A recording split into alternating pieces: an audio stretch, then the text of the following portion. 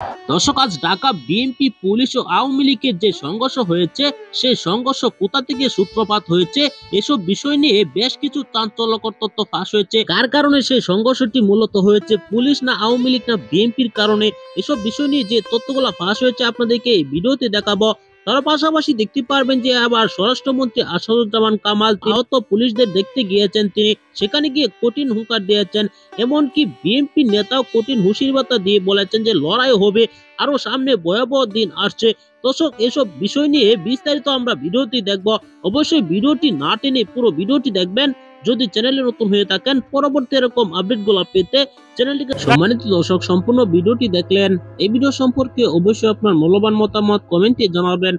দর্শক, আগামী জাতীয় সংসদ নির্বাচন যতই সামনে আসছে, ততই কিন্তু উত্তপ্ত রাজপথে একের পর এক কর্মসূচি ঘোষণা দিচ্ছে বিএনপি। বিএনপির সাথে কিন্তু সমমনা দলগুলাও রাজপথে নামছেন একের পর এক। ইতিমধ্যে কিন্তু বিএনপি এমনকি পুলিশ, আওয়ামী লীগ ব্যাপক সংঘর্ষ হয়েছে ঢাকায়। 28 অক্টোবরকে ঘিরে কিন্তু অনেক আগে থেকে কিন্তু শঙ্কা দেখা গিয়েছিল যে সেখানে সংঘর্ষ হতে পারে। অবশেষে সেই সংঘর্ষ ভয়াবহ সংঘর্ষের রূপ নিয়েছেন, কেননা একজন পুলিশ সেখানে নিহত হয়েছেন, অনেক পুলিশ আহত হয়েছেন, এমনকি অনেক বিএনপি কর্মী কিন্তু গ্রেপ্তার হয়েছেন, আহত হয়েছেন। দর্শক, ঢাকাবাসী এখন খুবই আতঙ্কে আছেন। দর্শক, আগামী জাতীয় সংসদ নির্বাচনের আগে তত্ত্বাবধায়ক সরকার যদি দাবি না মানে, তাহলে কিন্তু এভাবে আন্দোলন করতেই থাকবে বিএনপি নেতা কর্মীরা।